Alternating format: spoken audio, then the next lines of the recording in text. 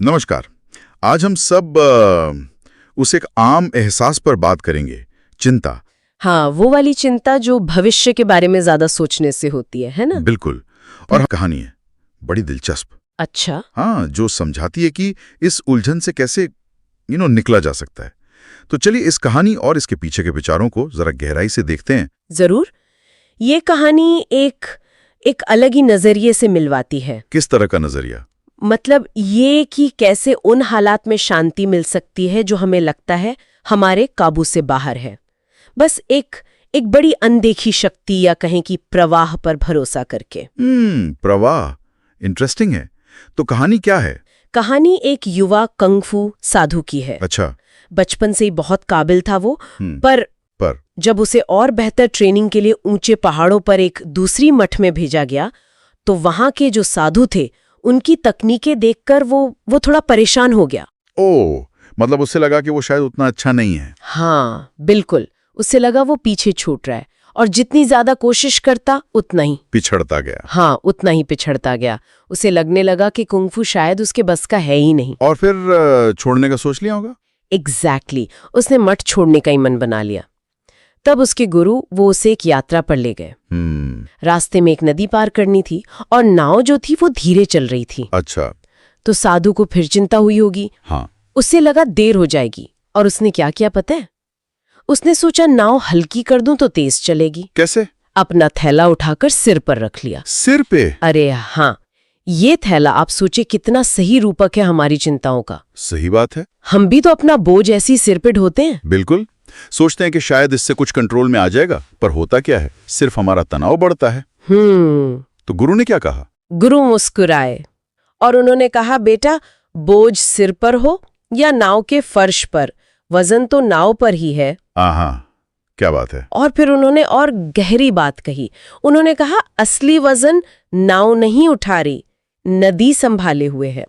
नाव खुद नहीं चल रही, इसे नदी बहा रही है। वाह, मतलब नाव का कंट्रोल उसके पास नहीं, नदी के पास है। बिल्कुल। और वो नदी ही प्रतीक है उस प्रवाह का, या जिसे स्रोत में अनंत बुद्धिमत्ता कहा गया। अनंत बुद्धिमत्ता, इन्फिनिट इंटेलिजेंस। हाँ, इसका मतलब है कि एक प्राकृतिक व्यवस्था है जो सब कुछ चला रही है। हमें उससे लड़ने की या उसे कंट्रोल करने की जरूरत नहीं है। ये सुनकर तो साधु को मतलब शांति मिली होगी। बहुत शांति मिली। गुरु ने आगे समझाया कि देखो, जब हम लड़ना छोड़ देते हैं या किसी चीज से बुरी तरह चिपकना छोड़ देते हैं, तभी शांति और प्रेम अपने आप आते हैं। चाहे कुंगफू हो या नाव चलाना, हर काम अच्छे से करने के लिए इसी फ्लो में डूबना जरूरी है। मतलब हार जीत की चिंता छोड़ दो। हाँ, क्योंकि हार और जीत दोनों ही सिखाते हैं, दोनों ही आगे बढ़ाते हैं। वो सब कुछ उसी फ्लो का हिस्सा है। लेकिन ये फ्लो में डूबते कैसे हैं, ये सवाल तो साधु ने भी पूछा होगा। हाँ, उसने पूछा और गुरु का जवाब बड़ा सीधा था।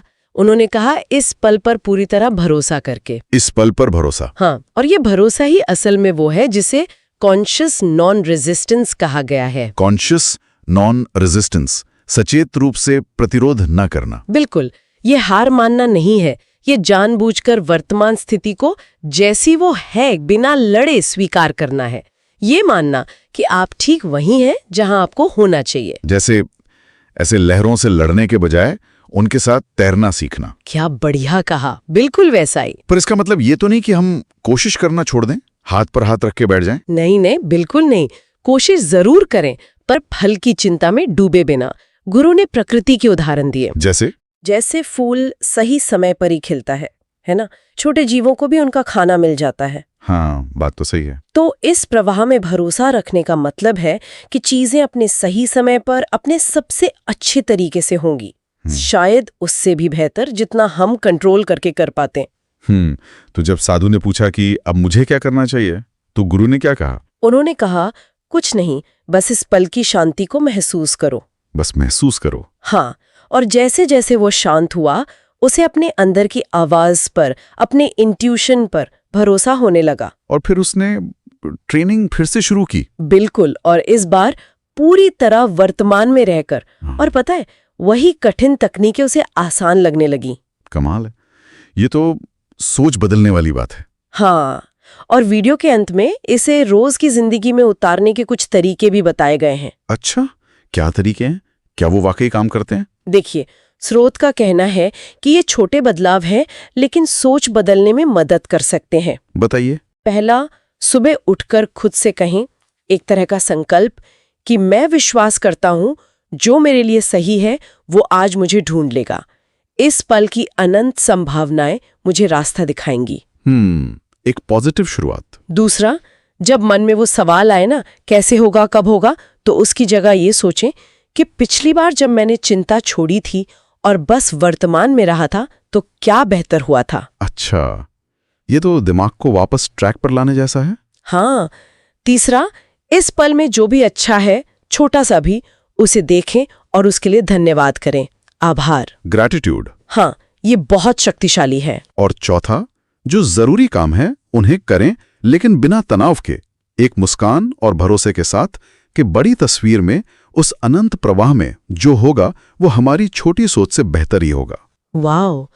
तो कुल मिलाकर इस पूरी चर्चा का सार शायद यही है कि भविष्य को कंट्रोल करने की कोशिश छोड़ दें या अनिश्चितता से लड़ना छोड़ दें और उसकी जगह वर्तमान पल का जो फ्लो है उस पर भरोसा करना सीखें। और उसमें एक अलग ही तरह की शक्ति और शांति मिल सकती है। बिल्कुल। स्रोत में एक और दिलचस्प बात कही गई है। क्या? कि जब आपको लगे कि आप अपनी लिमिट पर पहुंच गए हैं या हालात बिल्कुल काबू से बाहर लग रहे हैं, तो ये भरोसा रखें कि शायद कुछ बहुत अच्छा होने वाला है। ये तो एकदम उल्टी सोच है हमारी आम सोच से, है ना? और यहीं पर हम श्रोताओं के लिए एक विचार छोड़ सकते हैं सोचने के लिए। क्या विचार? किसी मुश्किल हालात में नतीजा चाहे कुछ भी हो, अगर हम जानबूझकर नॉन रेजिस्टेंस यानी प्रतिरोध न करने का चुनाव करें, तो ये चुनाव उस स्थिति के हमारे अनुभव को कैसे बदल सकता है। अनुभव को कैसे बदल सकता है? सोचने वाली बात है।